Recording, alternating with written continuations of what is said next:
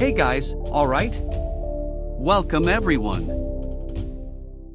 In April 2008, the Reaper virus rapidly spread through Glasgow, killing thousands within the first week. The United Kingdom immediately implemented martial law and closed the borders to contain the outbreak. People were ordered to stay home, but many headed to the border hoping to escape the quarantine imposed on Scotland. When the army found an infected man in the crowd, they killed him, spreading his blood to others. The crowd became enraged and fought against the soldiers. In response, the army fired indiscriminately into the crowd. The soldiers soon headed for the border before it closed. The crowd pursued them, but the gates were shut before civilians could enter. Not far from the border, Catherine Sinclair sees some soldiers boarding a helicopter, so she runs towards them and pleads for them to take her daughter, Eden. She hands them a piece of paper with their address so the child knows where to find her one day. Scotland was isolated from the rest of Britain after the borders were closed. Those who remained within the quarantine zone were left to die, so they had no choice but to feed on rats, dogs, and eventually each other. Soon, the lights within the quarantine zone went out, indicating that everyone inside had perished. Britain eventually plunged into poverty after other governments treated it the same way it treated Scotland. 27 years later, Major Eden Sinclair leads an attack on a ship belonging to a slave trader named Richter. Sinclair and Michelson infiltrate the ship and split up while Richter conducts a deal with an interested party. A shootout ensues when Richter's crew member spots Michelson. Suspecting a trap, Richter and his accomplice kill the buyers. Michelson shoots the accomplice as she flees with the buyer's gold. Richter suddenly emerges and captures him, so Michelson has no choice but to drop his weapon. Around the corner, Sinclair hears Richter's voice, so she tosses her synthetic eye down the hallway to assess the situation on her wristwatch monitor. Soon, Sinclair emerges, aiming a gun at Richter as she slowly approaches them. Richter threatens to shoot Michelson and tells her to back off, but Sinclair keeps advancing. As Richter backs away, he accidentally shoots Michelson, so Sinclair kills him. Later, Homeland Security Chief Bill Nelson approaches Sinclair as she looks at the note her mother left her 27 years ago. After reinserting her synthetic eye into its socket, Nelson asks what happened to Michelson, so she pulls a disc from her wristwatch and suggests he watch the recording. When Nelson inspects Sinclair's note, she laments that she no longer remembers what her mother was like and that she can never go to the address written on the paper. Nelson warns her that she will end up ruining her life if she works too hard, so he advises her to rest. The next day, the police conduct a routine drug operation in an abandoned building but are alarmed to find a room full of people covered in wounds and injuries. Later, Michael, a high-ranking government official, informs Prime Minister John that the Reaper virus is spreading in London. John soon calls a meeting to develop a plan to contain the disease. Jane Harris recommends putting London under quarantine. John agrees, but Nelson warns them that there will be chaos once people see the bodies of the infected piling up in the streets. After the meeting, Michael shows Nelson satellite photos from 3 years ago showing people on the streets of Glasgow. Michael concludes that these people must have survived because they found a cure for the Reaper virus. Michael asks Nelson to find someone to lead a team of agents tasked with retrieving the cure. Soon, Nelson brings Sinclair to meet Michael. Before Nelson leaves, Sinclair hands him her mother's note and asks him to take care of it. Michael instructs Sinclair to find Dr. Marcus Kane's laboratory, who was the lead researcher on the virus when Scotland was quarantined. Michael says that Sinclair and her team will have only 46 hours to retrieve the cure and get out as London will be destroyed. If she and the others stay, they will be left to die. Residents of London begin to panic after John declares martial law. When John seeks advice from Michael, Michael suggests letting the people die because there is a high chance the infection will reappear if they save a large number of people. Soon, Sinclair arrives at the border and meets the team composed of sharpshooters, tank drivers, and 2 doctors. Not long after, the agents leave the border in 2 armored military transports. Moments after entering Glasgow, Chandler, one of the drivers, hits an animal on the road. When they light a flare to investigate, they discover hundreds of cows feeding on the grass. As they continue their journey, Dr. Talbot plays a recording of Kane when he was reporting to the government about his situation during the quarantine. Sinclair learns from the archives that Kane and some soldiers hid in the hospital and regularly reported to the government until the power ran out. In the recording, Cain notes that people started feeding on each other when they ran out of food. He feared they would soon die because their barricades wouldn't last long. Upon arriving at the hospital, the agents accompany the doctors in search of evidence of Cain's work in the abandoned building while the drivers wait outside. Suddenly, Chandler sees a girl outside his vehicle. Sinclair tells him not to approach the girl because she may be infected, but he thinks she needs help, so he dons a protective suit and goes out. The girl faints in his arms, so Talbot instructs him to isolate her so they can examine her. Suddenly, a group of barbarians attacks the team, so they tell the drivers to prepare for evacuation. Chandler takes the girl inside the armored vehicle and places her in the isolation unit before turning on the vehicle. The team manages to kill some of the barbarians as they find a way out of the building, but more of them appear. Outside, the barbarians throw Molotov cocktails at the armored vehicles as they drive around the block to pick up their colleagues. As Chandler tries to evade the barbarians, the girl exits the isolation unit and slits his throat. The vehicle crashes into the building, and Chandler dies, but not before releasing a grenade that explodes in front of the girl.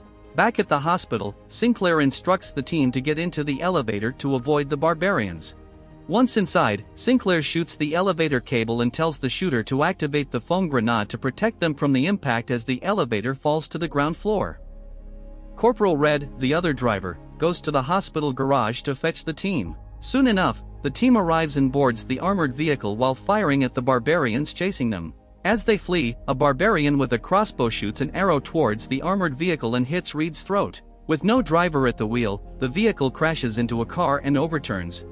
The group exits the vehicle and finds more barbarians running towards them. Sinclair and Miller provide cover while Sunley tends to Talbot's wound. After bandaging the wound, Sinclair runs into the alley to join Sergeant Norton. Miller's gun jams, so he tries to confront the barbarians in hand-to-hand combat, but they quickly overpower him. Sinclair eventually runs out of ammunition, so she has no choice but to surrender. Sunley and Norton flee through the alleys while the barbarians surround Sinclair and Talbot. The barbarians take Sinclair to a cell where she is beaten and interrogated by their psychopathic leader, Soul. When Soul asks where they came from, Sinclair confesses they came from the wall. Soul exclaims that he knew Cain was lying when he told them there was nothing beyond the wall. He concludes that Sinclair plans to return to the other side, so Soul demands to cross the border with her. Before leaving the cell, Soul instructs his men to keep Sinclair alive. Viper then mocks Sinclair by crushing her GPS locator with his boots. That night, Soul gathers the barbarians in the arena to celebrate their capture. After Soul throws some dishes into the crowd, they burn Talbot alive and feast on his remains. Meanwhile, Sinclair removes the broken GPS wire and uses it to free herself. Soon, a guard arrives and offers her a piece of Talbot's remains. Sinclair pretends to ask him for a drink, but when he approaches the door, she pulls the chain connected to his nose ring and forces him to unlock the door. After Sinclair kills the guards, Callie, a prisoner in the cell next door, reveals that Cain is her father, and she can help her find him if she frees her. Before Sinclair can unlock her cell, Viper comes running towards her, armed with 2 swords, but Sinclair dodges the attack. In the confusion, Sinclair manages to grab one of Viper's swords. The 2 women attempt to cut each other until Callie grabs Viper by the hair. While Callie holds her, Sinclair seizes the opportunity to cut off Viper's hand and decapitate her. As they escape the compound with Callie, Sinclair contacts Norton and tells him to meet them at the train station on Queen Street. As soon as Norton and Sunley leave their hideout, barbarians on motorcycles and a bus chase them. The 2 immediately run to the station where Sinclair, Callie, and their friend Joshua are waiting on a train. Joshua starts the train before Norton and Sunley can board it, thus forcing them to run after it while avoiding the barbarians.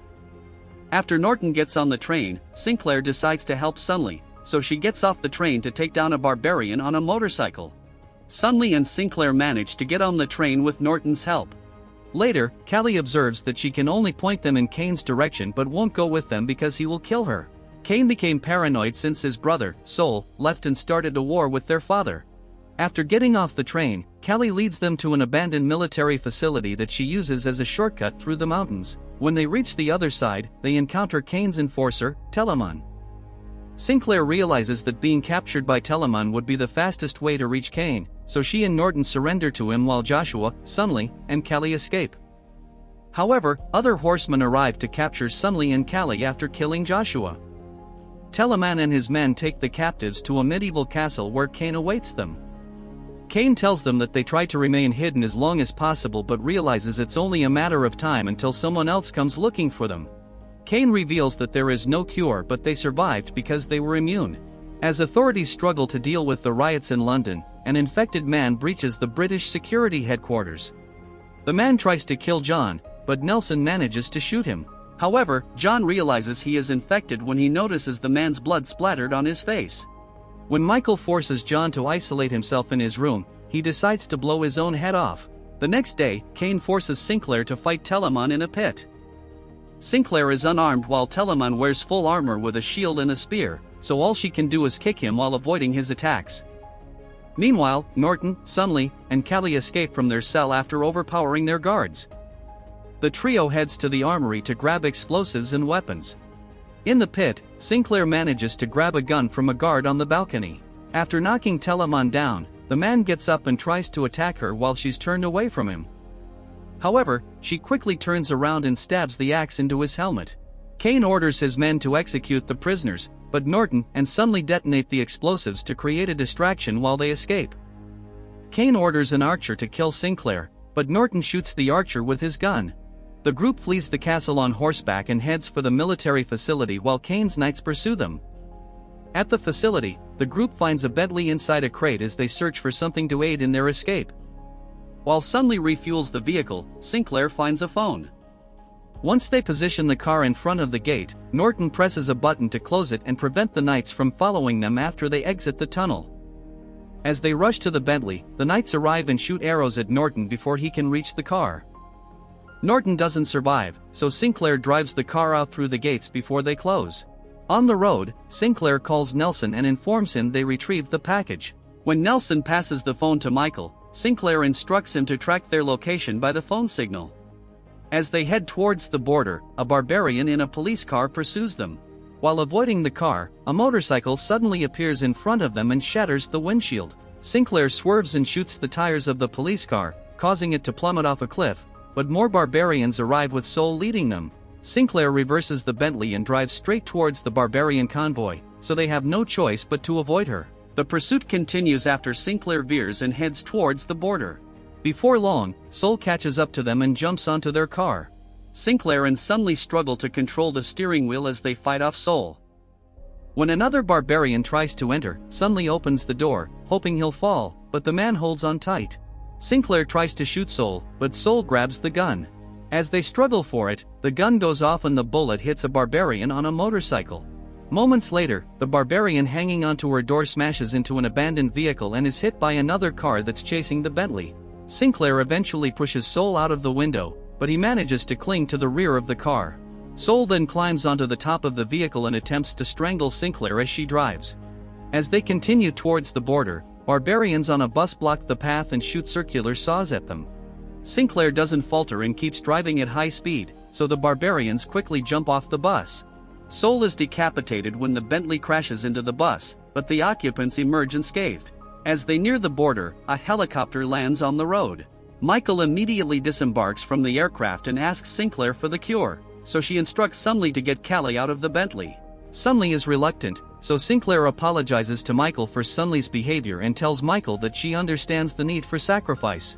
Michael notes that the government will be in a better position the more they allow the virus to spread. He remarks that they will only act when the virus kills all the infected. Sinclair deduces that this will make Michael a hero when he comes up with the cure. Sunley notes that they can use Callie's blood to make a vaccine, but he doesn't want to hand her over to Michael. However, Sinclair goads them into going with Michael to London because she has no sway over him. After they depart, Sinclair returns to Glasgow.